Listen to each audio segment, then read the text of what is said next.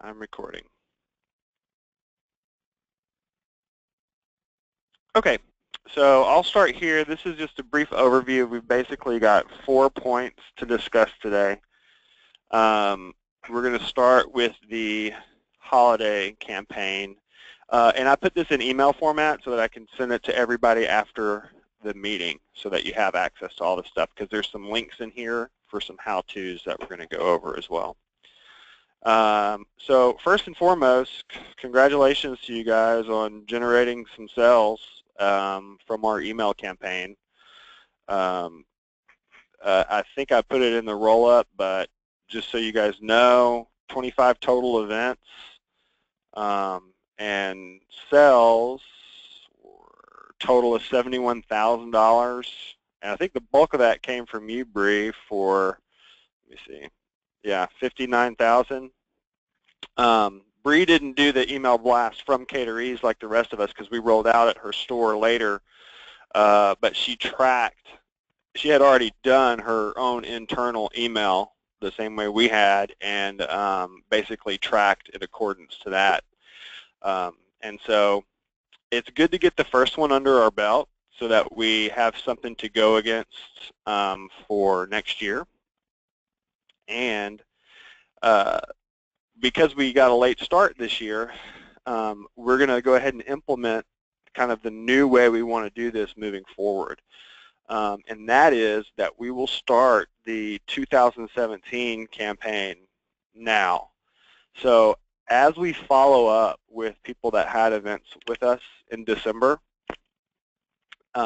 January is when we say, thank you for booking your event. You know, it was great to have you here. Let me know if you want us to hold a space for you for next year, basically. That's the kind of email that we're looking to send out. And we're going to tag them all with the 2017 campaign. So as a refresher, I know you guys are getting pretty good at this, but let me just roll through it. First thing that you're going to need to do is go to administration, lists quick picks to add in a new quick pick. All of our stuff's at the bottom under user-defined fields. We'll go to email campaigns and go ahead and in your program add in your new email campaign. It'll be December holiday 2017. Make sure you guys are spelling it the same way so I can pull it on the tracking sheets. Save it, close, and now we're good to go for tracking. One suggestion that I want to throw out to all of you in reaching out to people is that you use the broadest paintbrush possible. So if I run our December inquiry, so it's not the period necessarily, I'm just looking for December events. Show you what I'll pull up here.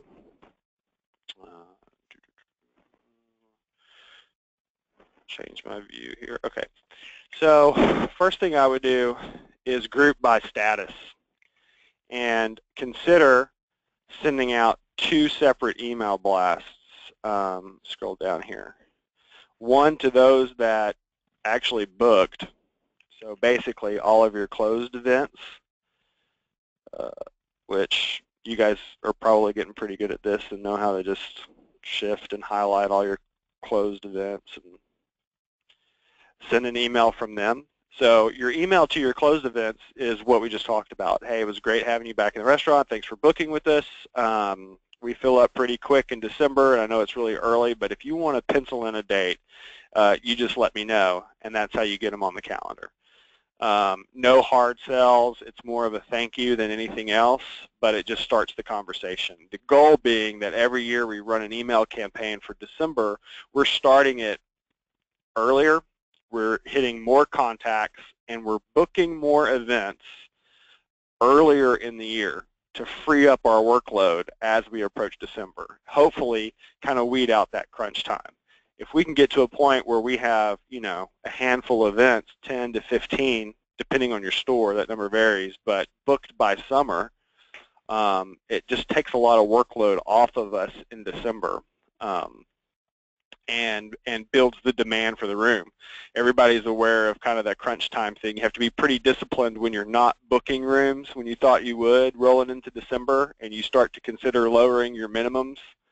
and then occasionally do so, and then as soon as you book it, you get another inquiry for a bigger group and that type of stuff. So hopefully this lets it play out a little more streamlined.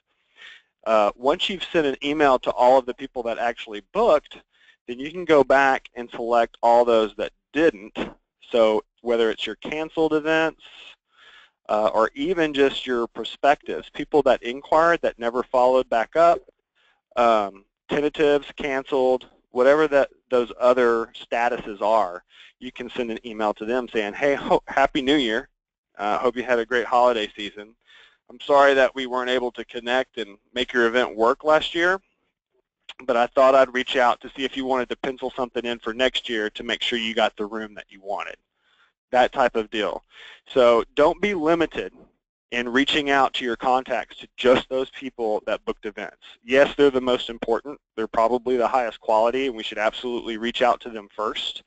But the goal of utilizing this database as we move forward is to know that there are just a large number, increasing year after year, of contacts that are prospects for these early bookings. And we may reach a point where we start seeing December bookings, holiday bookings, really early in the year if we can follow that tactic. So for follow-up on this, I've just got that you guys should go ahead and create the December 2017 email campaign and get on to sending those emails out to all of your contacts. And you can stage it however you want for your store. I don't think that all stores are the same. You know, if you're a high volume store, you know, Dallas did $900,000 in banquet sales. They're probably not going to send it out to everybody all at once. You know what I mean? They're going to take their top tier and send one out, and then maybe wait a little bit and send another out, that kind of stuff, just to give people time for response. So use your judgment and how you want to do it. In our location, we'll be sending them all out together because it's not going to be that big of a deal for us. But my suggestion is that you get that completed probably by the end of next week. We want it, you know, within a couple weeks of December would be ideal. Does anybody have any questions on that? I have a comment. This is Sure. Bree. Yeah. I just realized when looking through everything that you just had pulled up, I have been, when I'm closing out all of my events for the period, I've actually been taking everything that didn't book to canceled, thinking that I was doing that correctly, and I'm looking now and seeing that you have them that are like still listed as. So here's the deal with that, and hey, listen, just so you know, it's not your fault because I've communicated over the course of these meetings 2 different things to do. So don't stress about it, but what we're doing now is only moving stuff to canceled that we know has canceled, and we're leaving ones that don't respond in communication. We're leaving them as prospect. And here's the reason why. Because we want to know the difference. Now, somebody doesn't have to book and then cancel, okay? So if you have a prospect and they inquire and they're like, hey, I'm interested in your room on this date, and you say, here's the minimum, and they're like, you know what, we're going to pass. I would code that as canceled because we heard back from them and we know they're not coming.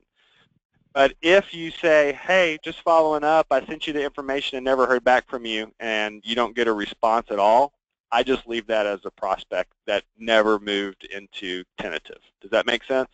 Yes. I think it's kind of important to keep that distinction because, you know, if they canceled, we want to know why or guess why, if it's because of the minimum or the room or the availability or what they were looking for. And it just kind of cleans up the data a little bit so that we can separate those 2. Right. There may be a point in the future where we have enough data that we know all the people that canceled with us just because of room minimums, and those would be people that we would likely target for an email campaign in the middle of summer when everybody's dead, saying, hey, just so everybody knows, we're dropping all of our minimums and you can get into our poker room for $500 or something like that. So for now, go ahead, and you don't need to go back, Bree, and change anything. It's not going to affect anything that way. I would just start changing how you do it from this point moving forward. Okay, sounds good. All right. Any other questions on the holiday campaign? Yeah, okay. I'm going to move on to the next topic, try to keep this 45 minutes for you guys today. Setting up notifications in Caterease. Okay, this is one we haven't gone over. I just learned how to do it per request. I'm going to show you guys. So notifications would be where we can send automatic updates to key staff members, your chef, for example, when there's a menu change on a BEO, or your wine guy when there's a menu change on the BEO, your GM when there's a time change or a guest count change. So it's automatic notifications, basically. And the first step to doing so, and you don't have to take too many notes on this because I've got links on how to do it that I'm going to email you, but I want you to see it first. So you would go to Administration and Security. Hang on. If it asks you for a password here, it's probably just your password. I have it set up to ask for a password is why, so it probably won't even ask you. You're going to go to Users. The only people in your system right now are probably one that's called the default administrator and you, is my guess.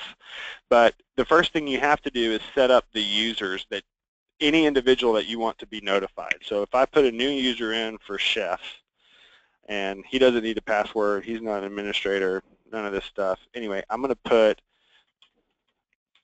his info in because there is a way to also have these updates go via text, although we're not utilizing it right now. I'm going to enter a cell phone number for him and an email. You're going to give him a name. Let's see. His name is Chef. You can give him a color if you want to give him a color. And I go to Security and make sure, I don't think you need to change any of these, but if you want, you can just click yes to all. Unless you're worried about somebody going in and messing some stuff up, then I think you can just leave it cleared. Shouldn't make a difference. There's details on it in the modules I'll send over to you. Hit OK, so we got a new user in there, and close out. Okay, so now that we have the user set up, you would go to General and Notifications Setup. Okay, so I've got one in here already. You see a guest count. So anytime there's a guest count change, the name of it is a guest count. If an event changes, and if there's a change of, I got that coded wrong, should be actual, is our guest count. And then there's category. You just have to select one of these. So you could put on-site for anything. Then it's going to notify myself and Adrian via text message and email that, hey, there was a guest count change on this event. So if we set up a new one that, let's say, would be a menu change. So I add a column, and I go in here, and I'm going to call it menu change. Menus are located in the sub-events as opposed to the events, so you want to make sure you're clicking sub-event if it's a sub-event item, event if it's an event item. We want to notice if there's a change. What are we looking for? A change of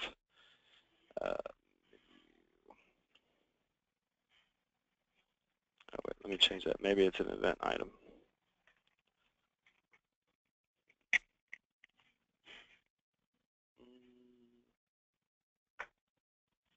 If you put your stuff under description, I'm sure you could probably do that in sub-events. Oh, I put the wrong thing. I'm sorry. I should have put food service item here, and that would be it. Change of cost or quantity, category, type is what I'll put here, and then you'll come down and add your user that you want notified. So you say, yes, I want the chef notified. I want you to send them an email. What's that? Anytime that happens. You can also get really specific with what kind of notifications you want to be sent by using your filter key, which basically works like a query. Now, I just learned all this stuff yesterday, so I'm not going to go through all of it, but I want to give you guys the general idea. Hit OK, and we're good to go. Now, what's going to happen is anytime there's an existing BEO and we change the menu for that BEO, it's going to shoot an email over to Chef. I believe it's easy to go in and set up those filters so that we can say, hey, I don't want to send my chef 50 emails a day as I'm changing menus with clients. Instead, I just want him to get a notification if there's an event in the upcoming week that changes its menu, because he already has his BEOs, and I want him to be automatically notified that, hey, there's something changing on a BEO that you already have. So just a little tool for communication. Don't feel obligated to use it, but it's there for you guys to dive in and play around with. It might be something that comes in handy in the future. It might be something that you set up for yourself. If you're taking a week vacation and you've got somebody hanging back doing the program for you and you want to be notified of stuff like that, you may just set it up for yourself. There's 2 links in the email I'll send out to your guide. On the first part, how to add the new user, and then secondly, on setting up notifications. The part I just showed you is the first part of this setting up notifications module. However, it gets pretty extensive. So I would wait till you have some free time to dive into it. There's also how to set it up for the text messages in there, and I haven't even looked at that, so I don't know if it's compatible with our system yet or not. But I would kind of play around with it, get it to work on your system, and then that is definitely something that you can take to your team and say, hey, do you like what we're doing now? Do you need more communication? Do you want to get an update whenever there is a change in the start time, or a change in the menu, or a change in the guest count? What kind of notifications would help you, help me? So just something to consider. Any questions on that right now? All good? That might be fun to play around with. If anybody starts using that extensively, let me know your feedback. Okay, outside of Caterease, I've got 2 things to cover today for just general event manager stuff. One is we are looking at a potential new style of event guide. So I want you to ignore the lack of prettiness in this display. This is only to demonstrate to you guys kind of the layout that we're thinking about converting to.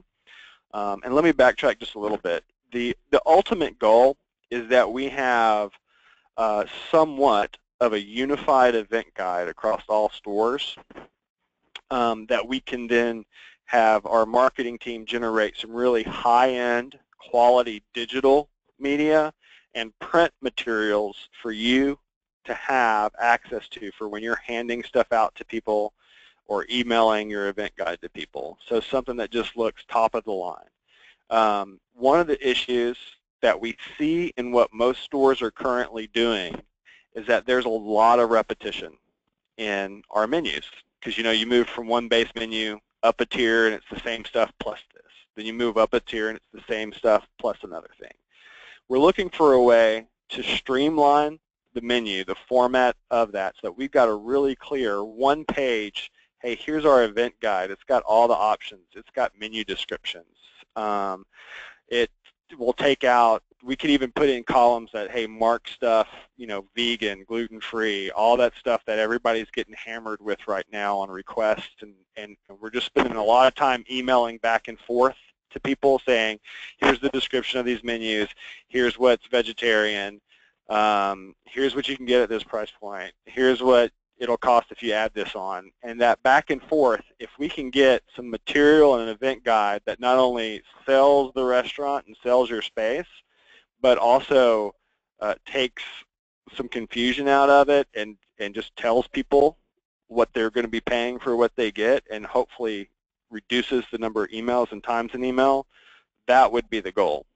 So what I need you guys to do for me is to just kind of take a look at this format. It is set up with basically all of your menus. We would have some menu descriptions or something like that in here. And it's done kind of on just a tier or a level buy-in, like gold, silver, platinum kind of a deal. So 65, you can get everything with these check marks. 75, you can get everything with these check marks. It tells you how many you get to select from, that type of stuff. I want you guys to take a look at it and give me your thoughts if you think that that format change is, one, warranted, and if this would be a viable option. So I put some questions in this roll-up email for you guys to review and get back to me on. And I'd like to hear back from you by the end of next week so we can start building an actual test and see what an actual one would look like that's a little less crude than this version I've put together. So do you like the new format? What else needs to be considered when we build the format? Do you have a better format in mind? Is there changes that you wish we should make? That now's the time to speak up, basically. So look it over and let me know your thoughts. Any questions? All good? Okay. Lastly, are email templates. I'm going to send, this will come out as an attachment with you guys too. This is an example of an email template. This one, not all of these apply to us. There's like 10 in here. Here's the objective. The objective is to develop a list. At first a short list, but then an extensive list of standardized email responses that have been edited, proofed, that everybody will have access to, that everyone can use to save some time. We can load them into Caterease, but you'd also have access to them in Outlook so that you can just email directly from Outlook to save some time in typing, to get our response times quicker, and to make sure that when we're responding to people, we're representing the brand and everything like that. So this is in here for your reference, but what I really want from everybody is, one, I want to know what everybody's current templates are. I think we've done this once in the past, but we didn't move very far with it, so I'm asking you to send it again. So if you have any template saved, I want you to email them to me. If there's any kind of standardized response, whether you're copying and pasting it from Word or you're using an actual Outlook template or you just always type the same thing, just send it to me. And you can send them in different emails like you're just emailing me. That's fine. All I'm doing is collecting this data for Curtis and Nick, sorting it to show them what we're currently doing. And then I'd also like to provide them with a list of anything we may need. So if you had a current list of templates right now that was fully inclusive, what would help you the most? So if you send a certain type of email more than once a week, I would probably even say if you do one once a week, then that's worth having a template for. It'll cut back on your time. It's just trimming the edges. It takes a little stress out of the job. You've got an automatic reply. And the way these work is, if you haven't used or are not familiar with email templates, you just go in and basically change the spots that need to be changed. So you just change the first name to the person you're replying to, the name of the company, etc., stuff like that.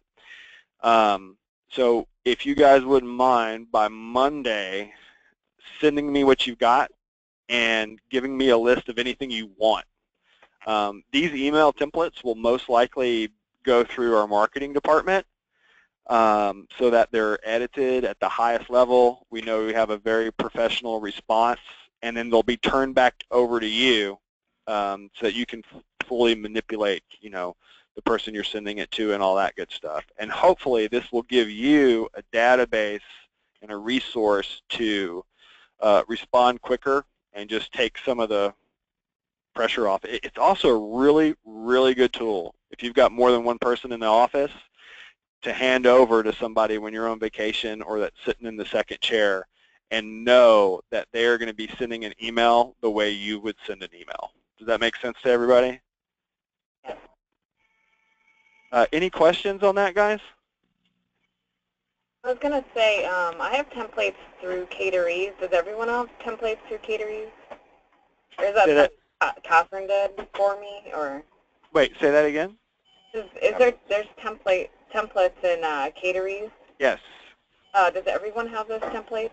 templates? I believe so. So if you didn't make the templates, then they were probably auto-generated by the program, and everybody probably has the same ones. But you can make your own. So these templates we would probably send over and save in Outlook first, so everybody had them in Outlook for normal email replies. But you can go and create your own templates. Let's see.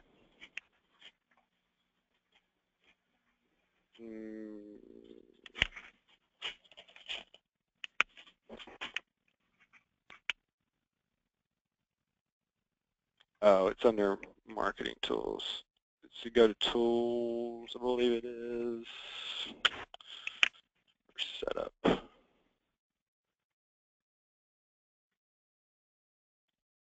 Marketing tools.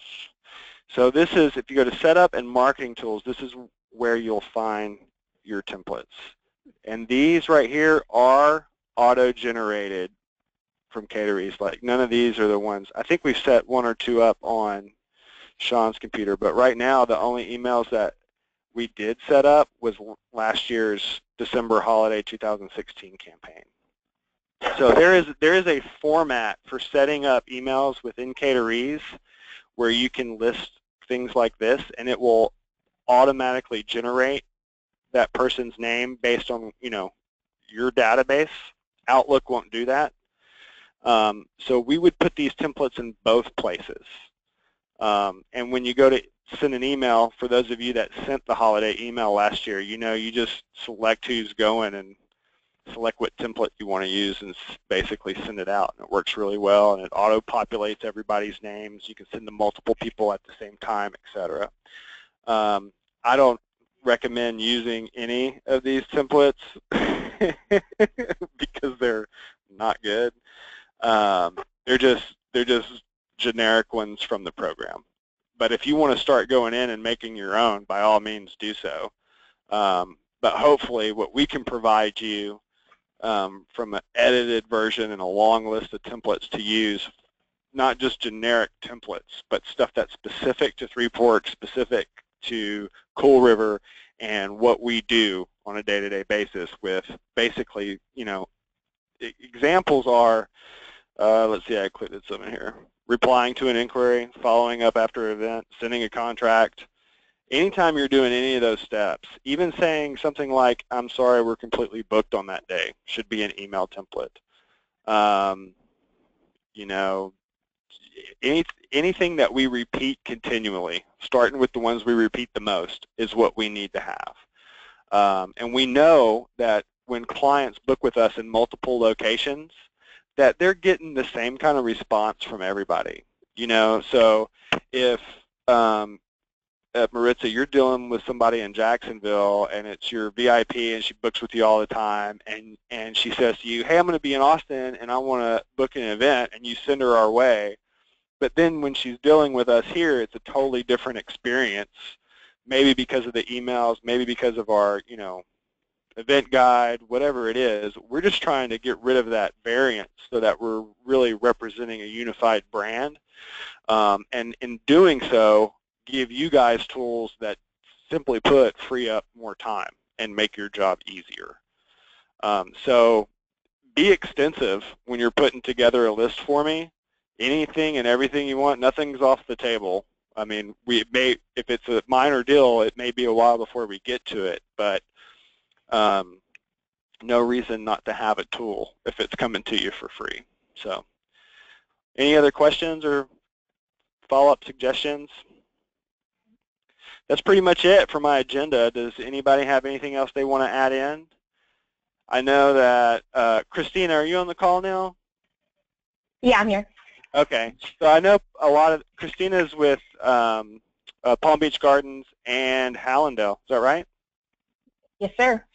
So she's new, so this probably was all very confusing. Yeah, this is my first time seeing it, so it's okay, definitely well, trial by fire. So you could just ask. I figured it wouldn't hurt jumping on. So, but don't stress about it, Christina. I'll be getting with you personally as we roll the program out in your locations, and we'll be starting from a much simpler level.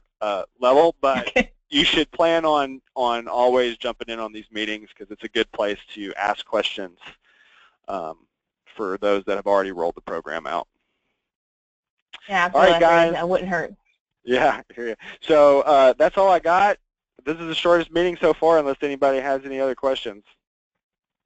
Yeah, I was going to ask real quick, since I wasn't a part of the email campaign for 2016, I might need a brief, refresher on how to actually set up. I know how to add in, this is going to be the 2017 email campaign, but actually following through with it and sending out mass numbers of emails, I'm not familiar. Gotcha. Okay, Bree, so the first thing you need to know is always send a test email to yourself first. Okay. Okay, that's just number one. Don't send it out until you know it works. Once you've set it up, you go to Queries, query the group that you're going to want to email. So if I go to December here, bring them up, second. Let me go down. Let's say this is all of my closed events that booked with us. Okay. I go to email. So it says to client email. That means it's going to email every one of these people. But that's actually wrong. We need to use booking contact email. That's the email in this column where it says booking contact. But, thank you for asking, because this is a good refresher for everybody. We're going to use what's called a merge document, I believe. And so after you set up your email template, give that guy in there. And you'll see that email template forward. It'll have the Dear Book First, which is the booking contact first name. So what's going to happen here, if I move this over, is you're going to see this guy from Dell is going to go to his email. It's going to say, Dear Jared, good afternoon, we enjoyed serving you, blah, blah, blah.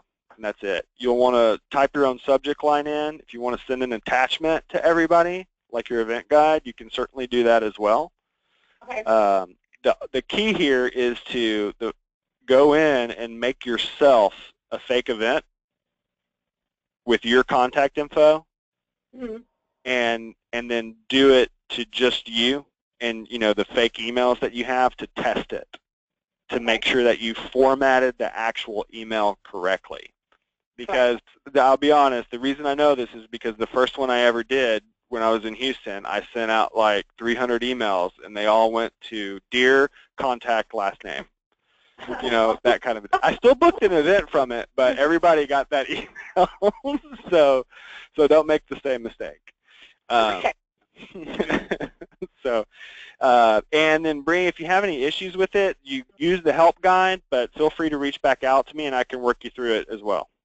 Okay, awesome. Thank you. Okay, and it doesn't hurt to go old school. So Christina, you don't have anybody in your system, but that doesn't mean that you can't follow the same idea and basically take your list of BEOs from last month and follow up with everybody and see if they want to be penciled in for 2017. Then if you are keeping a record of everybody that's inquired but didn't book, I would reach out to them as well. Make sense to everybody? Sounds good. All right, I'm going to wrap up, guys. That's it. I'm going to go ahead and shoot this email to you. Just so you know, it's a rundown. It's got what I need from you, and there's a couple of attachments and links in there for you to use as well. So if you have any questions, as normal, just let me know. Otherwise, congratulations on a very successful December to most of you. It was well done, and good luck, 2017. Thanks. All right. Bye, guys.